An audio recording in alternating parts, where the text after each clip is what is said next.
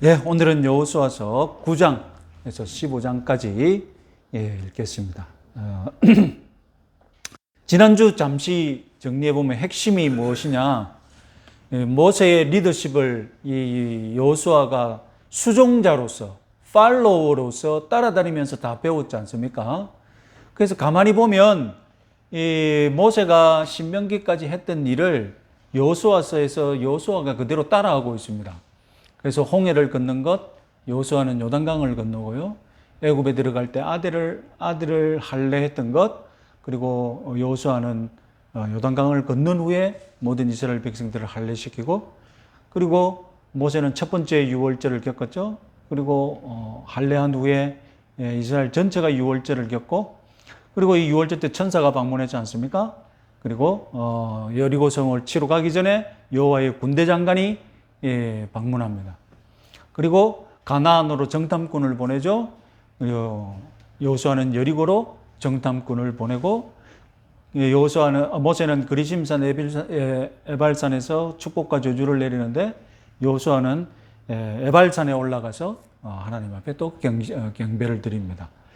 그래서 결과가 어떻게 되느냐? 여호수아서 4장 14절 말씀에 이스라엘 백성들이 모세를 두려워하듯이 여호수아를 두려워하였더라, 이 말이 나옵니다. 이스라엘 백성들이 모세를 두려워하듯이 똑같이, 왜? 하는 짓이 똑같으니까. 하는 짓이, 하는 모든 리더십이 다 모세의 것과 똑같으니까 이스라엘 백성들이 모세를 두려워하듯이 여호수아를 두려워했다는 것입니다. 자, 1장 5장에서는 이제 도강을 준비하고 6장에서 12장은 들어가서 정복을 하고 13장부터 21장은 분배를 하고, 오늘은 유다가 분배받는 것까지만 시간 관계상 보고요. 이렇게 되겠습니다. 오늘 지난주부터 살펴보았던 가나안 정복 이야기 중에 우리가 뼈대를 놓치지 말아야 하는데, 정복 경로가 어찌 되느냐? 가나안 중부를 먼저 정복합니다. 가나안 중부를, 그 다음에 남부를, 그 다음에 북부를. 우리 생각에 중부, 남부, 북부 이래 올라가지 않습니까? 차라리 남부부터 치고 올라가든지 북부부터 치고 내려오든지 이게 더 쉽지 않을까? 뭐 이런 경로도 있지 않겠습니까? 그런데 여호수아는 우리가 전에 여호수아의 리더십을 생각했을 때 탁월한 것이 무엇이었습니까? 항상 그 여호수아는 생각하는 게 뭡니까? 항상 군인답게 군사적으로 생각하지 않습니까? 그래서 찬양하는 소리도 뭘로 들었습니까? 여호수아의 귀에는 뭘로 들립니까? 싸우는, 전쟁하는 소리로 들린다고 했지 않습니까? 이제 하나님께서 특별하게 이리로 가라 저리로 가라 그 여호수아에게 인도하는 장면이 없는데도 여호수아가 이렇게 경로를 한 것은 탁월한 그 군사적인 리더십이 여기서 그대로 발휘되는 겁니다.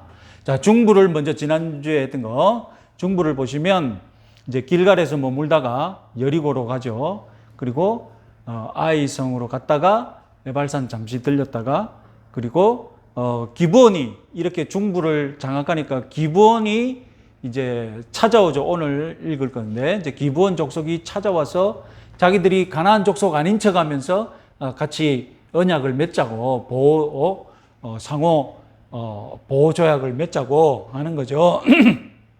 자, 보시면 중부를 이렇게 갈라놨단 말입니다. 그 divide and rule이라는 말이 있죠.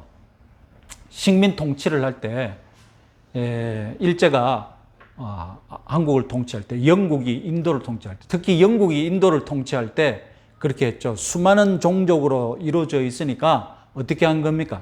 그 종족별로 다 흩어지게, 다 찢어져 있도록 하나로 뭉치지 못하도록 하는 것이죠. 그래서 통치자에게 가장 두려운 건 뭡니까? 피지배 민족들이 하나가 되는 거거든요. 그래서 divide and rule, 분리해서 조각조각 내서 통치하라, 이런 말이 있는데, 이걸 군사적으로 적용해 보면 여호수아는 중부를 갈라놨어요. 그러면 무슨 효과가 생깁니까? 중부를 갈라놨으니까 남과 북이 못 만나겠죠. 남과 북이 연합 못 하겠죠. 그래서 오늘 기브온 족속이 이 항복을 하죠. 여기까지 8장까지 지난주 우리까지 딱 됐을 때 기브온 족속은 딱 생각해보고 라합과 같은 태도를 결정하죠. 우리도 그냥 이스라엘에게 항복하자. 그런데 이스라엘 백성들이 이 가나안 족속에게는 항복을 안 받아준다는 것을 알고 가나안 족속이 아닌 것처럼 위장해가지고 결국은 이스라엘로부터 이스라엘과 같이 언약을 체결합니다. 다음 이제 이 9장이 있은 일부터 무슨 일이 생기느냐. 10장에 기브온 족속 같은 경우에는 항복을 내버렸으니까 이 전체 가나안 족속 입장에서 보면 어떻습니까? 전체 가나안 족속 입장에서 보면 배반자죠. 배반자란 말입니다. 그래서 예루살렘 왕 중심으로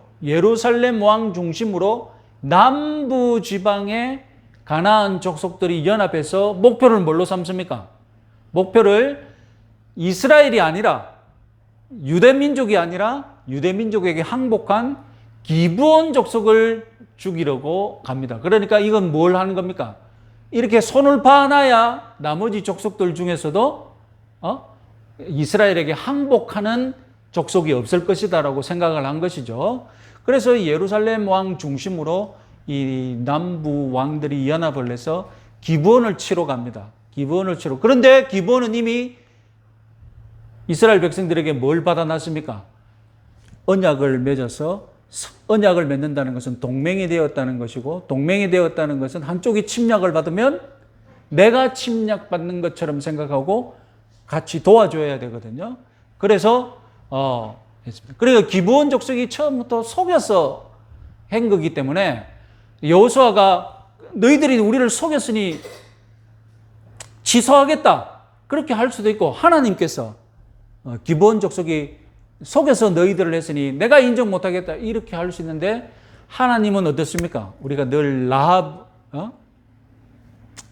기생 라합의 태도에서 볼 수 있듯이 하나님은 항상 하나님 나라로 침략해 들어오는 억지로 삐집고 들어오는 이방인들에게 항상 문을 열어주시는 것이 하나님이시죠. 그래서 기브온 족속의 이것도 다 인정해 주시거든요. 그래서 이제 공격받는 기브온 족속을 치러 이스라엘 백성들이 기브온으로 가는데 이때 이제 대결이 기브온에서 어떻게 되는 겁니까? 가나안 남부 족속이 힘을 합쳐서 찾아왔죠. 기브온으로. 그죠? 이 기브온으로 찾아왔습니다. 그래서 여호수아가 기브온에서 이 남부 연합군을 깔끔하게 정리를 합니다. 그러니까 남쪽에서 차근차근 쳐 올라갔으면 어떻게 되었겠습니까? 차근차근 쳐 올라갔으면 모든 민족 하나씩 다 치고 올라가야 되죠. 다 치고 올라가다가 한 두세 군데 치면 이 가나안 족속들이 얘 안 되겠다. 우리끼리 연합해야 되겠다. 더 크게 연합하고 더 크게 연합할 수 있는데 이 중앙을 딱 잘라 놓으니까 남북끼리 뭉쳤고 그리고 여호수아가 이 기브온에서 남부 연합군을 깔끔하게 정리를 하고 이제 도망가는 남부군을 라기스, 에글론, 헤브론 이렇게 돌아오면서 한 방에 남부를 정리해 버립니다. 이게 가나안 남부를 점령한 스토리고요. 11장 가면 이제 여기가 갈릴리 호수입니다. 갈릴리 호수고 여기가 가버나움이고 여기가 상요단강, 위요단강이고 자, 남부를 점령했다는 소리를 듣고 북부에 하솔 지방의 야빈이라는 왕 중심으로 북부 연합군이 결성되죠. 이래가지고 안 되겠다.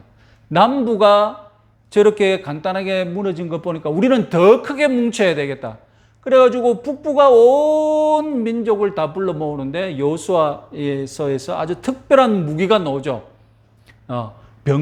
철병거, 병거가 나옵니다. 당시 탱크와 같은 역할을 하는 철병거 첨단 무기죠. 말이 병거를 이끌고 그 군사 있는 대로 두루두루 달려나가면 땅을 울리면서 오는 것 자체가 두렵거든요.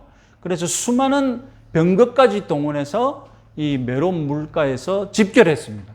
그래서 그 소식을 듣고 이참에 한방에 돌아다니면서 만나지 말고 저기는 또 한방에 뭉쳐 있으니 어떻게 된다고 여기서 끝판내자고 해서 여호수아가 메론 물가로 찾아가서 다시 북부연합군과 맞닥뜨립니다. 그래서 북부연합군과 맞닥뜨릴 때 저기 병거까지 있고 여호수아가 한번 쫄렸는 겁니다. 그래서 우리 오늘 성경 읽는 거 보시면 하나님이 그때 다시 여호수아한테 딱 나타나고 두려워하지 말라. 철병건 네가 다 저 말 힘줄 네가 다 끊을 거니까 걱정하지 마라. 이렇게 위로해 주시는 장면도 우리가 읽어볼 수 있겠습니다. 그래서 한 방에 북부연합군도 정리하면서 이 가나안 전체의 점령이 전쟁 몇 번 안 하고 중부할 때 여리고 한 번 했죠. 그리고 아이 한 번 했죠. 그죠? 그리고 기브온이 저그들 알아서 찾아왔죠. 그리고 기브온 족속을 선보준다고 남쪽 연합군이 알아서 찾아왔죠. 그리고 남쪽 연합군이 무너지니까 북쪽 연합군이 알아서 뭉쳤죠. 전쟁 몇 번 안 하고 가나안의 이 모든 정복을 완성했다. 이렇게 볼 수 있겠습니다.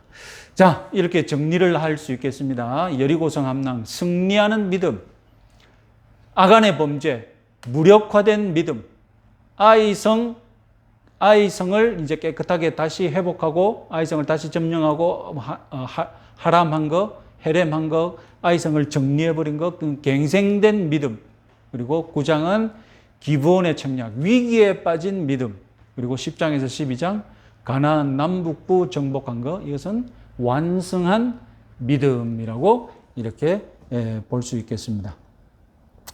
그리고 이 가나안이 여호수아가 가나안을 완벽하게 정복했다는 것에 대해서 사사기의 기록과 차이 나는 점이 있거든요. 그건 다음 시간에 간단하게 한번 또 살펴보기로 하고요. 자, 오늘은 이 정도 이야기로 다음 뭐 있습니까?